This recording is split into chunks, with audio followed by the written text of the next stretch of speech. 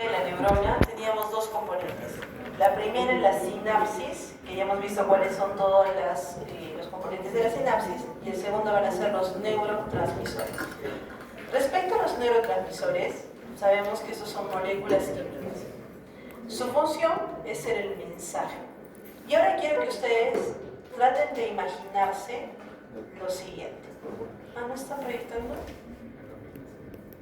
Bueno, pero ahorita también no es como para que vean esa parte, más que me escuchen. Imagínense los países, ¿listo? Dentro de los países, ustedes, imaginemos algo más chiquito, como Europa, ¿listo? Vemos que ahí hay metros y hay trenes, ¿no es cierto?, que van de un país a otro país. En nuestro caso son más que todo aviones, pero en Europa hay muchos trenes. Y las vías de esos trenes son vías específicas. Por ejemplo, ¿qué pasa si el tren está pasando por Francia? ¿Qué idioma se van a hablar? Francés. ¿Y se está pasando por Alemania? Alemán. ¿Y se está pasando por España? Español. Es lo mismo. Cuando ustedes vean las vías, van a tener vías dopaminérgicas. ¿Qué idioma se va a hablar? Dopamina. Van a tener vías serotoninérgicas. ¿Qué idioma se va a hablar? Serotonina. Si ustedes lo ven de esa manera, cada vía se les va a hacer más sencilla. ¿Listo? Entonces, recuerden, estas moléculas son las que van a transmitir las señales, las que nos van a permitir la comunicación de una neurona con otra neurona. Y no solamente entre neuronas, sino también puede ser de una neurona con un efector. ¿Y cuáles son los efectores? El músculo, por ejemplo, cuando veíamos acetilcolina. U otro efector son las glándulas, que también nosotros hemos visto, ¿no es cierto? Entonces, no solamente son fundamentales para la comunicación sináptica, sino también para la modulación. Modula algunas funciones fisiológicas, como movimiento, memoria, estado de ánimo, respuesta al estrés, inclusive en algunos casos, aprendizaje. O sea, tanto las funciones básicas, motoras, sensibilidad, como las funciones cognitivas superiores, se van a modular por estos neurotransmisores. ¿Listo? Entonces, es bien sencillo. Si ustedes se saben las palabras, van a entender el lenguaje del cerebro. Su lenguaje son los neurotransmisores. Y las vías van a ser justamente como estos trenes, como estas vías ferrocarriles. Nosotros vamos a ir estudiándolas por tramos, pero eventualmente les voy a decir cómo llegar desde Portugal, no sé, hasta Eslovaquia, digamos, en nuestro cerebro. ¿Ok? Entonces tienen que seguirme, tienen que estudiar, recuerden repasar su neuroanatomía. Si no, va a ser un poco más difícil. Entonces, ¿cómo vamos a clasificar a los neurotransmisores? Según su función, creo que es sencilla. ¿Recuerdan cuáles eran las dos funciones de los neurotransmisores? Excitatorias e inhibitores. Son excitadores aquellos que incrementan la posibilidad de que haya un potencial de acción. Y son inhibitorias los que disminuyen la probabilidad de que haya un potencial de acción. Por tanto, ¿cuál de ellas despolariza? Excitatorios. ¿Cuáles de ellas hiperpolariza? Las inhibitores. Muy bien. Por su función química, y acá nosotros ya hemos conocido, y eso también es importante que ya vayan recordando. Hasta el momento han conocido dos tipos de neurotransmisores que hemos mencionado en la clase. ¿Alguien recuerda cuáles son? Adrenalina. Muy bien. ¿Cuál de los dos es excitatorio? Muy bien. Una sola persona está atenta, ¿eh? Los demás están como que ¿hemos dicho? ¿Mencionado algo? No seguimos en reposo. ¿Les ha faltado glucosa? ¿Están con hipoglicémicos? No seguimos en reposo. No. Ya están activos, por favor. Vayan participando. Este es un momento de fijar cosas. ¿Listo? Aprovechen activamente la clase. Glutamato. ¿Qué era importante del glutamato? ¿Era excitatorio o inhibitorio? Excitatorio. ¿Relacionado con qué? Con la entrada de sodio. Muy bien, sodio. Segundo, ¿cuál habíamos visto? GABA. Muy bien. GABA, ¿con quién estaba relacionado? Entrada de cloro. Por tanto, ¿qué tipo de respuesta va a tener? Inhibitor. Inhibitorio. Esto siempre y cuando esté relacionado con ¿qué receptor? GABA A. Muy bien, entonces ya están viendo, ya conocen ustedes dos grandes neurotransmisores. Aunque no lo crean, en el cerebro no se hablan tantos idiomas como ustedes piensan. Nosotros podríamos dividirlo muy parecido a cómo dividiríamos las hormonas. ¿En qué dividíamos las hormonas? Péptidos, aminas, ¿sí? Muy bien. En este caso vamos a tener primordialmente aminas biogénicas, aminoácidos, péptidos y todos los otros. ¿Listo? Cuando hablamos acerca de aminas, ¿recuerdan ustedes en qué terminaba? En ina. ¿Cómo? Dopamina, serotonina e histamina. ¿Listo? Son las tres aminas que ustedes tienen que recordar. Dopamina, serotonina e histamina. Y recuerden, la dopamina es un neurotransmisor catecolinérgico. ¿Se acuerdan quiénes eran las catecolaminas? Adrenalina y noradrenalina. Entonces, si es parecido o si está relacionado con esta vía, nosotros vamos a ver que va a tener algunas funciones que van a ser muy parecidas a estas dos. En general, modula varias funciones, entre ellas el control motor. Entonces, primer punto, cuando yo esté hablando de dopamina, voy a pensar en el movimiento, control motor. Pero no solamente controla la parte motora, sino también la parte de la motivación, la parte del placer, y también tiene una regulación endocrina. ¿Recuerdan ustedes cuál era la parte endocrina? Prolactina. A ver, primero, ¿qué núcleo habíamos visto? Núcleo A4. El núcleo A4 produce dopamina que causaba inhibición de la prolactina. Muy bien. Entonces aquí es importante porque hemos dicho que existen varias vías dopaminérgicas. Y aquí hagamos el paralelo. ¿Paralelo con quién habíamos dicho? ¿Con qué tipo de vías? Como los trenes, ¿no es cierto? Los trenes que están en Europa. Vamos a ir de un lugar hacia otro. Estas vías dopaminérgicas, le vamos a llamar así, las vías dopaminérgicas, porque ahí ¿qué idioma se habla? Dopamina. Van a ser, en primer punto, la vía mesolímbica, mesencéfalo, sistema límbico. Segunda vía, mesencéfalo, corteza, mesocortical, mesolímbica, mesocortical. Si ustedes se acuerdan brevemente de sus clases de neuronato, ¿en qué estaba o con qué estaban relacionadas las cosas límbicas? Emociones, muy bien. Y si estamos diciendo de que esto va a conectar la parte de las emociones y la corteza, sobre todo motora, ¿qué tipo de circunstancias van a dar justamente las estimulaciones dopaminérgicas? Muy bien, comportamientos emocionales. Yo, por ejemplo, veo que algunos de ustedes están con sus celulares, volteo mi cara. ¿Eso es un comportamiento racional? No, es un comportamiento emocional. Estoy haciendo una reacción. Alguien les voltea la cara, ustedes se sorprenden. Abren la boca, ya miren, ven tantas emociones. Se ríen de lo que yo hago, ya. Todo eso está mediado ¿por qué? Por vías dopaminérgicas. Respuestas motoras, no sé si han visto, hay un meme de un italiano que dice señora los limones, ¿han visto? No han visto.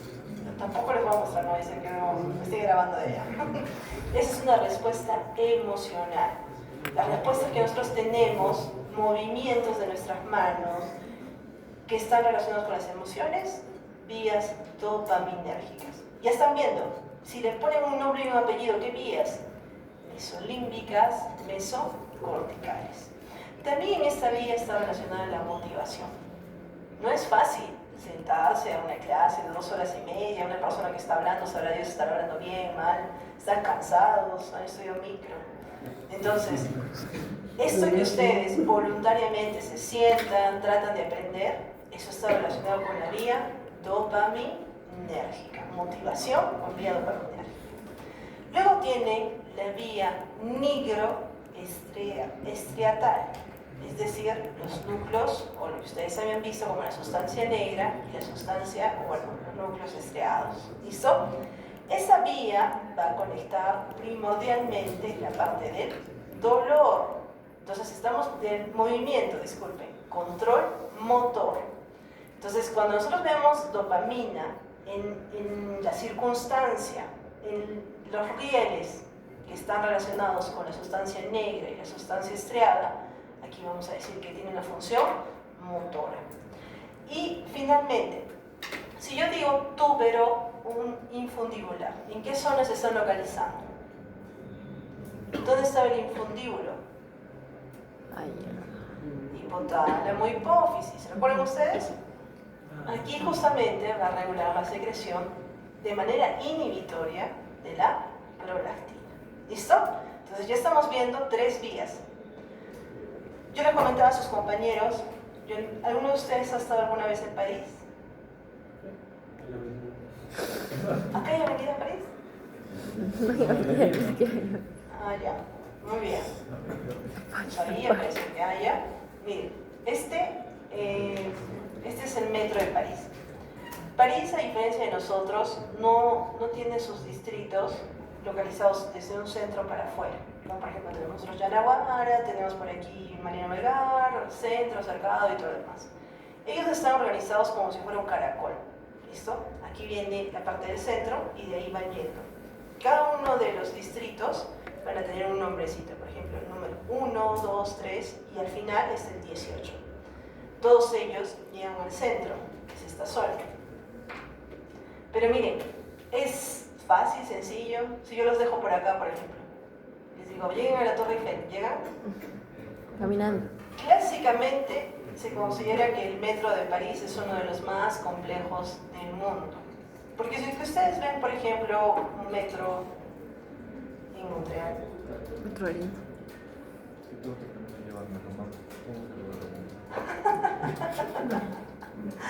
Ay, qué gracioso. Miren este metro, a ver qué les parece. Ajá. Pueden creer que yo me perdí en el metro de Montreal, pero no en el de París. Las vidas de la vida son así. Se dan cuenta que es mucho más sencillo, mucho más lógico. Ya. Nuestro sistema, nosotros ahorita estamos viendo esta vía, ¿no? Por ejemplo, córtico, médulo, mesocortical. O estamos viendo la mesolímbica. Solamente estamos viendo este pedacito. A medida que veamos motora, por ejemplo, vamos a ver toda esta parte.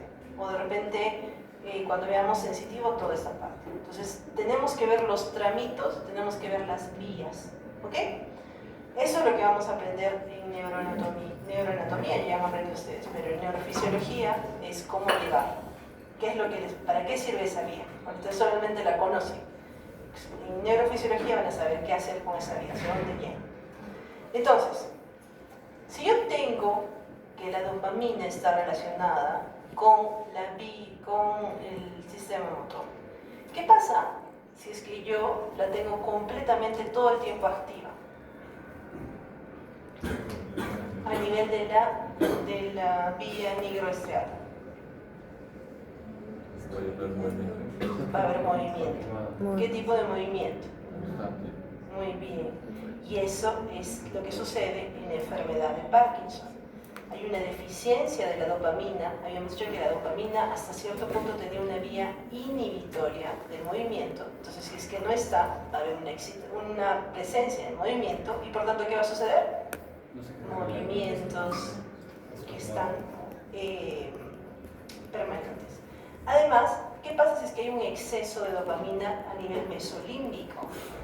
Si es que hay un exceso de dopamina a nivel mesolímbico, la persona va a desarrollar psicosis.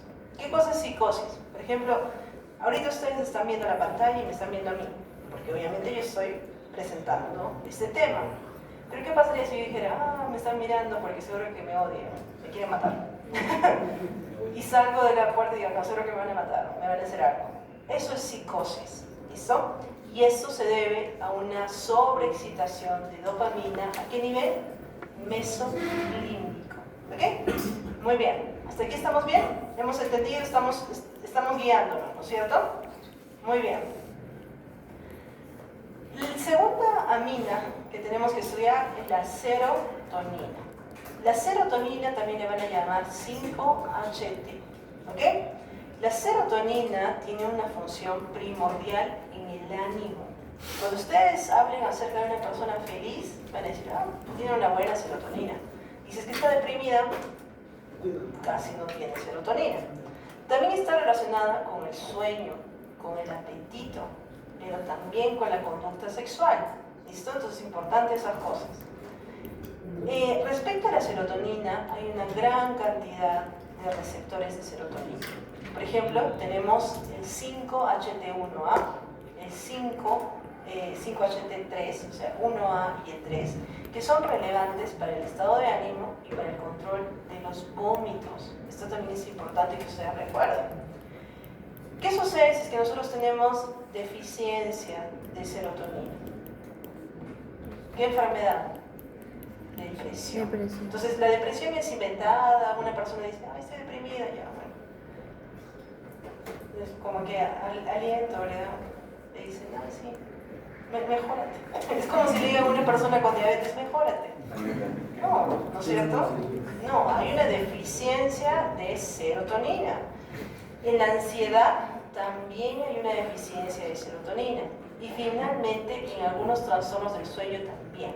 Entonces, por ejemplo, en muchos adultos mayores, ustedes van a ver que van a presentar depresión e insomnio. ¿Listo? Importante. O al revés, ansiedad o depresión y hipersomnio. Entonces hay que tener cuidado con eso. ¿Listo? A veces se ven relacionados.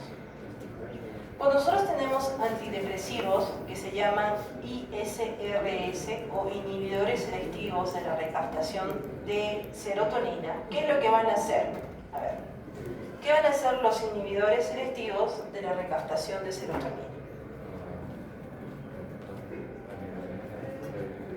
Inhiben a los recaptadores de serotonina.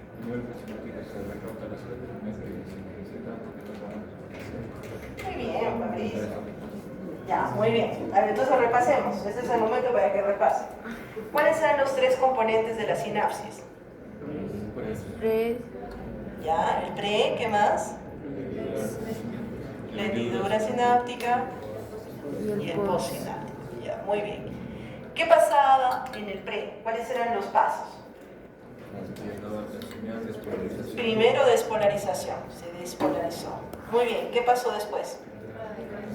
Entra el calcio, muy bien. Apertura de los canales de calcio y entrada de calcio. ¿Qué más? ¿Qué pasó después? Muy bien, aquí teníamos vesículas, como por ejemplo serotonina, 5-HT. ¿Qué va a pasar entonces una vez que entre el calcio? Calcio. Decíamos que a través de algunas proteínas, ¿qué sucedía? Se unía a la membrana. ¿Y qué pasaba con el 5-HT? Libre. Muy bien. Entonces salía a la hendidura sináptica. 5-HT, 5-HT, 5-HT. Son varias que se han desestabilizado. ¿De ahí qué sucedía? Muy bien. Aquí teníamos receptores. ¿Y esos receptores qué hacían? Ahí se unían. Muy bien. ¿Y qué hacía esto? Modificaciones iónicas, digamos. ¿Ok? De ahí, ¿qué tenía que suceder para que termine este proceso? En el caso específico de serotonina, recaptación. Si es que se guarda todo, ¿qué va a pasar con esto?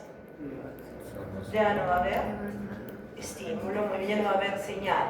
Muy bien. Entonces, ¿qué es lo que hacen los inhibidores selectivos de la recaptación de serotonina? ¿Actúan a qué? A este nivel. Entonces, hacen que no se guarde, sino que todavía siga. ¿Se va a quedar aquí todo el tiempo? No, algunos de repente van a difundir a las otras neuronas. ¿Pero qué estamos haciendo con la serotonina? La mantenemos en la unión sináptica. Y por tanto, ¿qué pasa con la señal? Se mantiene. ¿Listo? ¿Hemos entendido cómo funcionan los inhibidores selectivos? ¿Sí? Muy bien. Entonces, eso es lo que hacen muchos antidepresivos, que se dan no solamente en el caso de la depresión, sino también en el caso de la ansiedad y trastornos del sueño.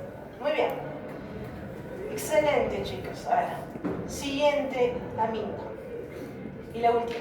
Ahí ya la conocen, a la histamina. ¿Dónde la conocieron? Ah, muy bien, yo dije unos pasitos. Mastocitos, muy bien. La histamina no solamente va a estar a nivel del sistema inmune, como parte de la respuesta inmune, sino que también se va a encontrar en el hipotálamo. ¿Listo? En el hipotálamo va a tener un rol en la regulación del ciclo sueño-vigilia y también tiene un rol en el apetito. Entonces, vamos a tener nosotros distintos receptores. Receptores H1, receptores H2, receptores H3. La clorfenamina es un inhibidor de la histamina de manera no selectiva. Por tanto, además de ayudarnos a controlar, por ejemplo, un síndrome alérgico, ¿qué otro efecto adverso puede tener si no es selectivo? Mal ciclo de sueño. El paciente puede tener tendencia al sueño. Entonces, si por ejemplo ustedes le dan clorfenamina a un paciente que es un chofer, ¿qué va a suceder? Se va a dormir. Se va a dormir. ¿Y eso es bueno? ¿Eso es algo lógico? No. Entonces, por ejemplo, si es que ustedes saben que el paciente es chofer, pues le darán un inhibidor selectivo. Por ejemplo, un H3, un H2, una loratadina, una cetirizina. Ustedes mismos, si alguna vez toman una clorfenamina, es muy probable que esta les cause sueño, porque hemos dicho que es un inhibidor no selectivo. ¿Ok? Entonces, mucho cuidado con eso. Ok.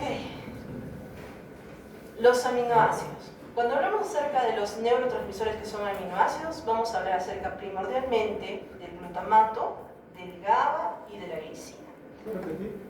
Glutamato, GABA y glicina. Son aminoácidos. El glutamato ya habíamos visto. ¿Por qué lo habíamos visto? Porque ¿qué causaba? La entrada de sodio. ¿Y eso qué tipo de señal era? Excitatorio. Entonces, el glutamato es el principal neurotransmisor excitatorio del sistema nervioso central. Entonces, es que estamos hablando acerca de una despolarización, estamos hablando acerca generalmente de glutamato. ¿Listo? Está involucrado en la plasticidad sináptica, en el que hay efectivamente esta relación de señalización y la potencialización a largo plazo, es decir, que la señal dure más. Este neurotransmisor es esencial para los procesos de aprendizaje y memoria. ¿Listo? Sin glutamato, ustedes no van a aprender, tampoco van a tener memoria. ¿Pero qué pasa con el exceso? ¿Creen que es bueno? No. No es el que alguno de ustedes esté administrando y luego los quiero ver. ¿Cuáles son sus receptores? Tenemos muchos. Ustedes ya habían visto uno. ¿Cómo se llamaba? AMPA. ¿Qué es lo que hacía? Hacía que entre el sodio. Muy bien. También tenemos receptores NMDA y tenemos receptores gainato. ¿Cuáles son las implicaciones clínicas? Cuando nosotros tenemos excitotoxicidad, es decir, tenemos exceso de glutamato, esto generalmente se asocia a lesiones cerebrales, como por ejemplo el ACV o el Alzheimer. Entonces, ¿nos conviene tener suficiente glutamato, exceso, tanto que haya toxicidad? No. Entonces, todo tiene que ser medido, adecuado pero medido. ¿Qué pasa si yo no tengo glutamato? ¿Podré aprender? ¿Podré recordar? ¿Cómo se llama esa enfermedad? Alzheimer. ¿Listo? Mucho cuidado. Entonces, estamos viendo que el glutamato está relacionado con memoria, aprendizaje y también está relacionado con plasticidad y, bueno, excitación a nivel nervioso central. Mientras que el GABA, si el glutamato es el principal excitador, ¿qué pasa con el GABA? Que es el ácido gamma-aminobutírico. Inhibidor. Es el principal inhibidor. Su función va a ser el principal neurotransmisor inhibidor y actúa reduciendo la actividad neuronal. Pero su función primordial va a ser la neuromodulación. Si es que inhibe algunas neuronas, estas se van a modular. Si tenemos una señal que es muy potente y hay GABA, esta señal se va a volver un poco más débil. ¿Ok?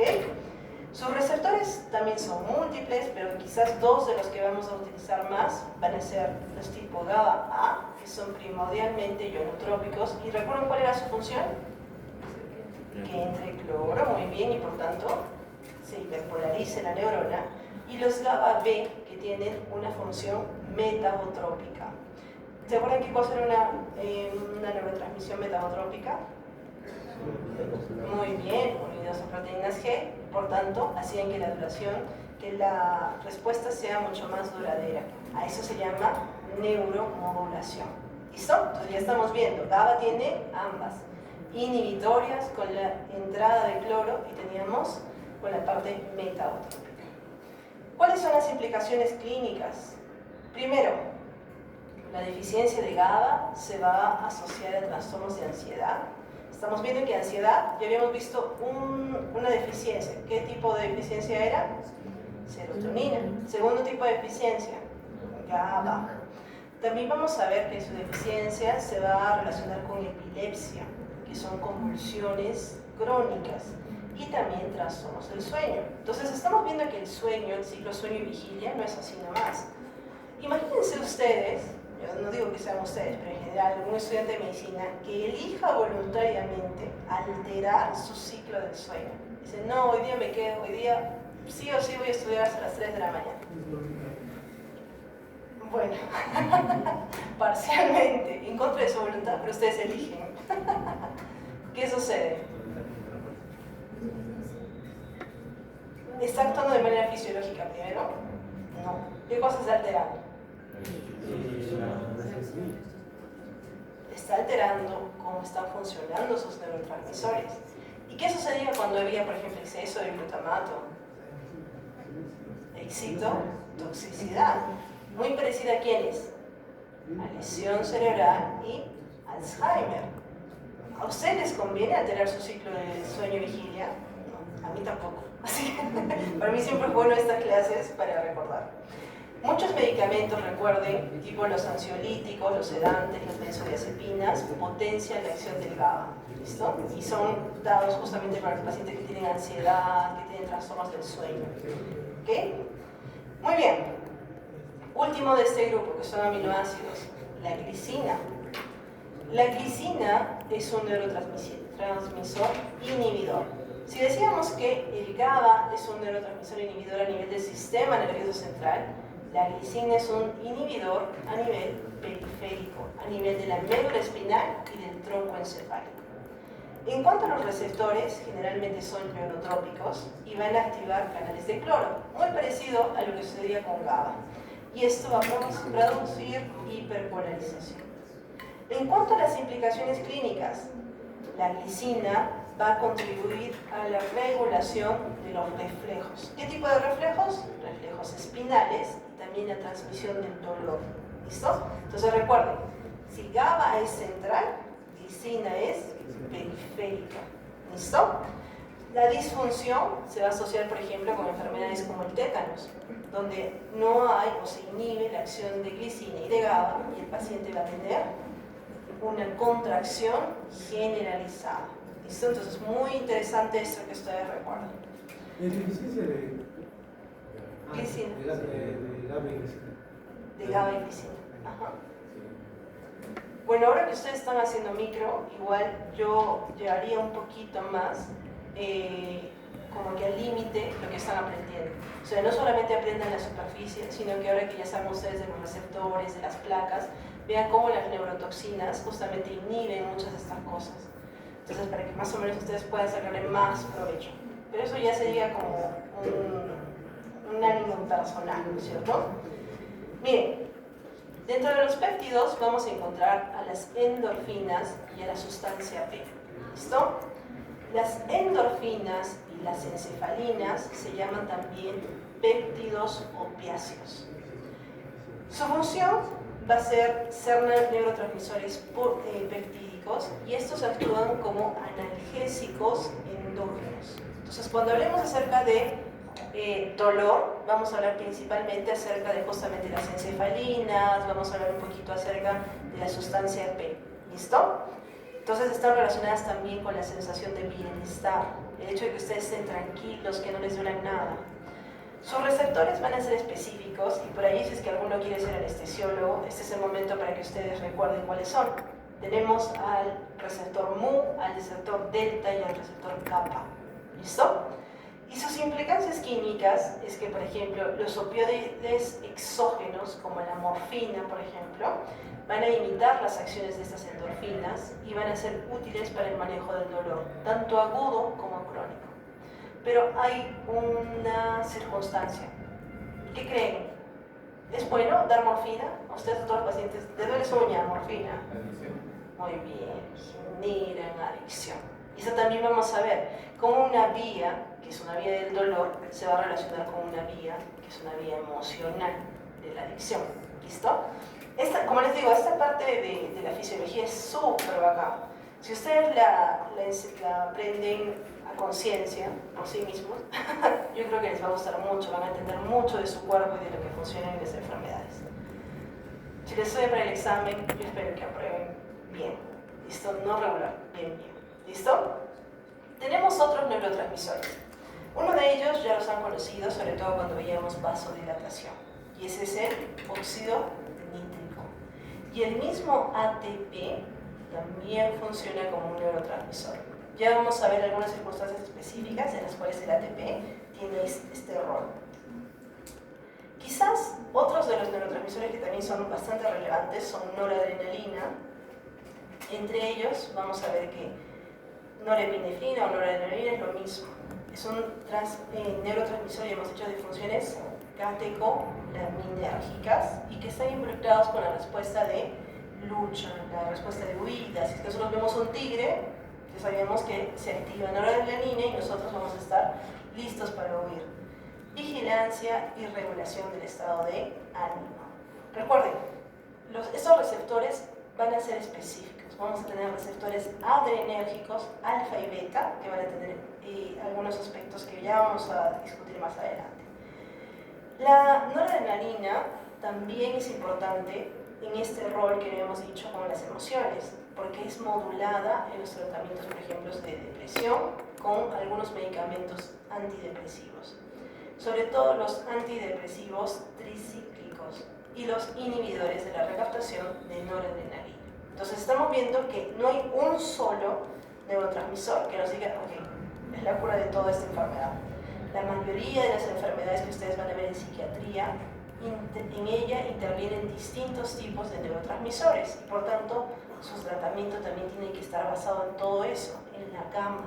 ¿Listo? Finalmente, acetilcolina, su favorita. A ver, esa ya la conocen. ¿Qué sabíamos de la acetilcolina hasta el momento?